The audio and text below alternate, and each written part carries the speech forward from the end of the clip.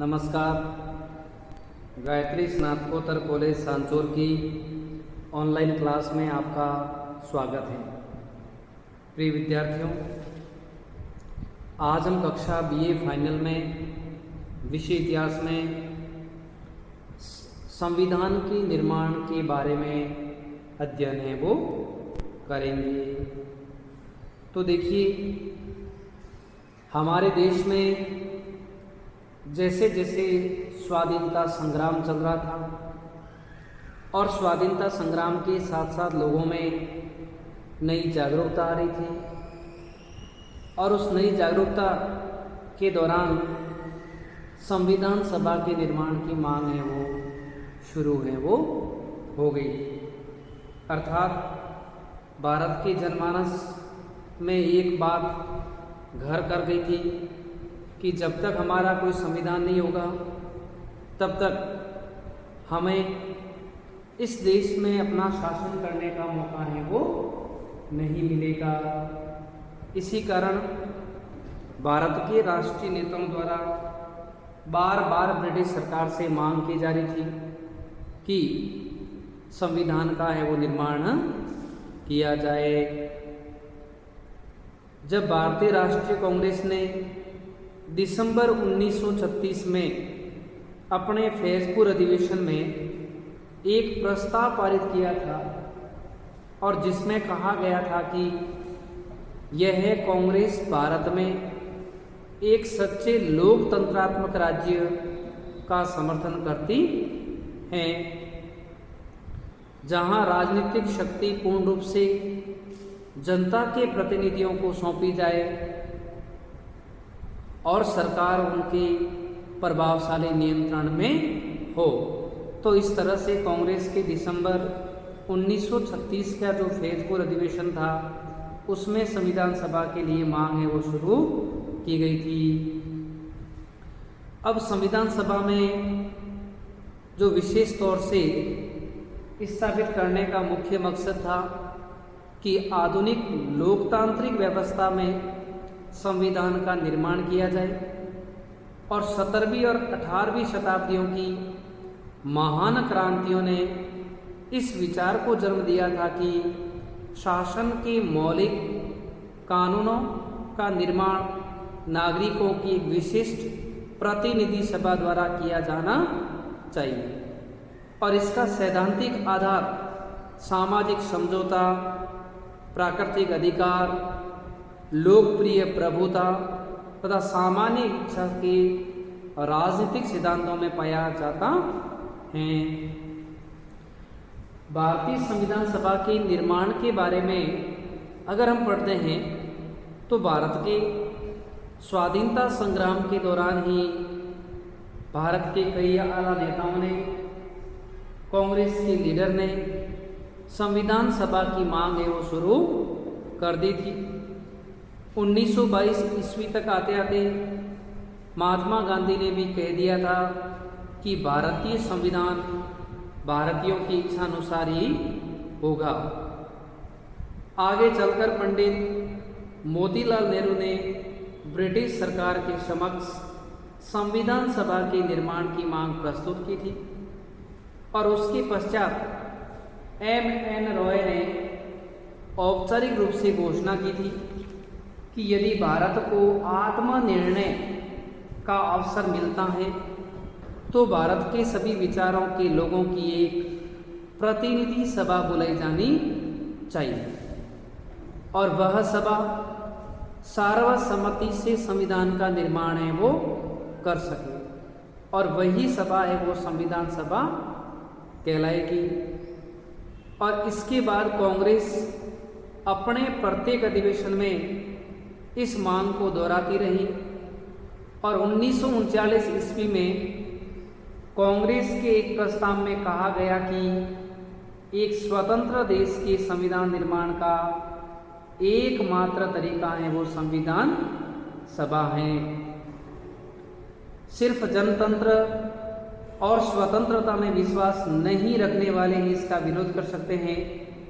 यद्यपि ब्रिटिश सरकार भारतीयों की इस मांग को स्वीकार करने के पक्ष में नहीं थी, लेकिन उसी दौरान द्वितीय विश्व युद्ध की परिस्थितियां, राष्ट्रीय एवं अंतर्राष्ट्रीय शक्तियों ने इस मांग को स्वीकार करने के लिए ब्रिटिश सरकार को बाध्य कर दिया और इसके परिणाम स्वरूप भारत के गवर्नर जनरल की अगस्त 1940 में घोषणा की गई कि भारत का संविधान स्वयं भारतीयों द्वारा तैयार किया हुआ होगा। और इसके पश्चात 1942 ईस्वी में क्रिप्स प्रस्तावों में भी ये मांग स्पष्ट रूप से स्वीकार कर दी गई थी, किंतु भारतीयों ने कुछ अन्य कारणों से क्रिप्स मिशन के प्रस्तावों को स्वीकार नहीं किया था और अंत में 1946 ईस्वी में कैबिनेट मिशन में इस मांग को स्वीकार कर इसे व्यवहारिक रूप दिया गया था।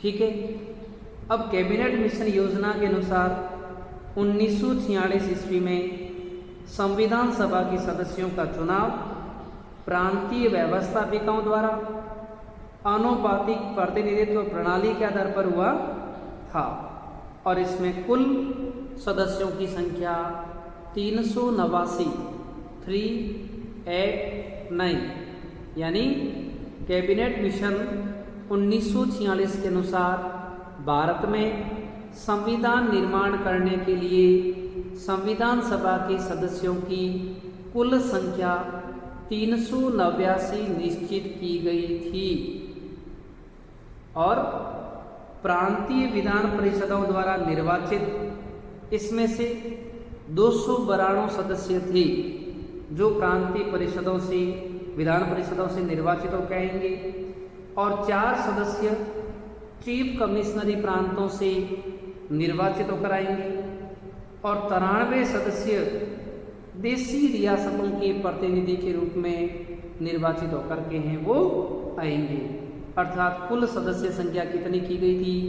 389 सदस्य संख्या है वो तय की गई थी। संविधान सभा में कांग्रेस की सबल स्थिति देखकर मुस्लिम लीग ने विभाजन से पूर्व संविधान सभा का बहिष्कार करने का कार्य किया और इस प्रकार मुस्लिम लीग के प्रतिनिधियों ने संविधान सभा की कार्रवाइयों में भाग नहीं लिया था।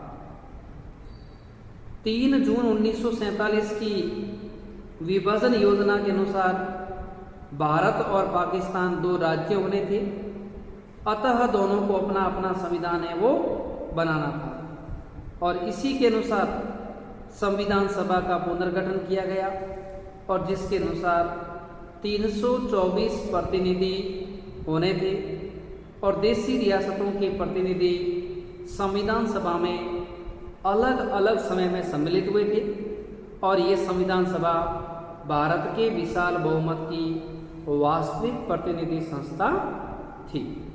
तो इस तरह से संविधान सभा में कुल 389 सदस्य थे, लेकिन इनमें से मुस्लिम लीग अपने हठी प्रवृत्ति के कारण है वो उसको स्वीकार नहीं कर पा रही थी।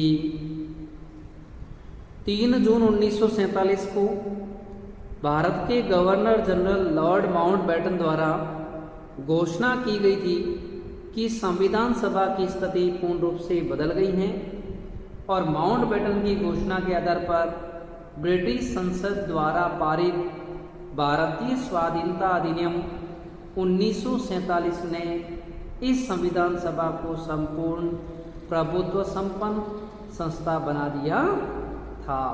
अर्थात माउंटबेटन की घोषणा के बाद भारत स्वाधीनता अधिनियम 1947 ने इस संविधान सभा को संपूर्ण प्रभुत्व संपन्न संस्था बना दिया था।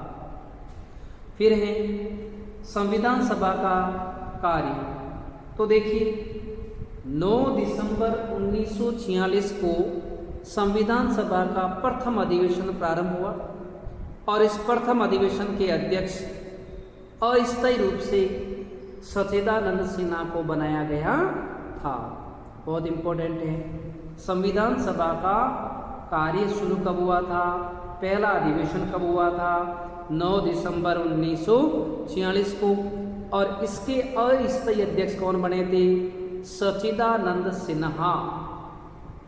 इसके बाद 11 दिसंबर 1946 को डॉक्टर राजेंद्र प्रसाद को सर्वसम्मति से इस संविधान सभा का स्थायी सभापति चुन लिया गया था। और इसके बाद अंत तक डॉक्टर राजेंद्र प्रसाद ही सभापति रहे थे। और संविधान सभा का पहला अधिवेशन 9 दिसंबर 1946 से 23 दिसंबर 1946 तक चला था। और संविधान सभा का दूसरा अधिवेशन 20 जनवरी 1947 से 25 जनवरी 1947 तक चला था। और संविधान सभा का तीसरा अधिवेशन 22 अप्रैल से 2 मई 1947 तक है वो चला था। अर्थात संविधान सभा के कितने अधिवेशन हुए थे, 3 अधिवेशन। संविधान सभा में पंडित जवाहरलाल नेहरू ने 22 जनवरी 1947 को उद्देश्य प्रस्ताव प्रस्तुत किए थे और उन्हें स्वीकार भी किया गया। और इस उद्देश्य प्रस्ताव में कहा गया था कि भारत एक पूर्ण स्वतंत्र और संपूर्ण प्रभुत्व संपन्न गणराज्य होगा एवं अपने संविधान का निर्माण है वो स्वयं करेगा। भारतीय संघ तथा इसके अंतर्गत विभिन्न राज्यों में समस्त राजशक्ति का मूल स्रोत जनता होगी। और भारतीय संविधान में उद्देश्य प्रस्ताव का वही महत्व है जो अमेरिका के संविधान में स्वतंत्रता के घोषणा पत्र का। 29 अगस्त 1947 को संविधान सभा ने डॉक्टर भीमराव अंबेडकर की अध्यक्षता में 7 सदस्यों की एक प्रारूप समिति का गठन किया था। और इसी समिति ने संविधान को अंतिम स्वरूप प्रदान किया था। और इस प्रारूप समिति ने 315 धाराओं तथा 8 परिशिष्टों का संविधान का प्रारूप तैयार करके 5 नवंबर 1948 को संविधान सभा में प्रस्तुत किया था। संविधान सभा में संविधान के प्रारूप का प्रथम वाचन 5 नवंबर को प्रारंभ हुआ था और 9 नवंबर 1948 तक है वो चला था। और संविधान सभा में इसका दूसरा वाचन 15 नवंबर 1948 को शुरू हुआ था और 17 अक्टूबर 1949 तक है वो चला था। दूसरे वाचन में 7635 संशोधन प्रस्तुत किए गए थे, परंतु उनमें से केवल 2473 संशोधनों पर ही चर्चा हुई थी। और प्रारूप का तीसरा और अंतिम वाचन 14 नवंबर 1949 को आरंभ हुआ तथा 26 नवंबर 1949 तक ये वो चला। अंतिम रूप से 395 धाराओं तथा 9 परिशिष्टों का यह संविधान 26 नवंबर 1949 को पारित किए जाने पर उसी दिन संविधान सभा के सभापति डॉक्टर राजेंद्र प्रसाद ने उस पर हस्ताक्षर है वो किए थे और इसे पारित किया गया था। संविधान सभा का अंतिम अधिवेशन 24 जनवरी 1950 को हुआ था और इसमें डॉक्टर राजेंद्र प्रसाद को सर्वसम्मति से भारत का राष्ट्रपति चुन लिया गया और 26 जनवरी 1950 से भारत के नए संविधान को लागू करने का निर्णय है वो लिया गया था। तो इस तरह से संविधान सभा ने डॉक्टर राजेंद्र प्रसाद की अध्यक्षता में अपने विभिन्न अधिवेशन बुलाए और उन अधिवेशनों में उन्होंने एक सुव्यवस्थित संविधान का है वो निर्माण करने का कार्य किया। और इस संविधान को 26 जनवरी 1949 को तैयार कर लिया था, लेकिन इसे 26 जनवरी 1950 को है वो लागू किया गया, क्योंकि यह संविधान एक राष्ट्र की स्वाधीनता के बाद उनके लोगों के लिए अपने आप में महत्वपूर्ण था।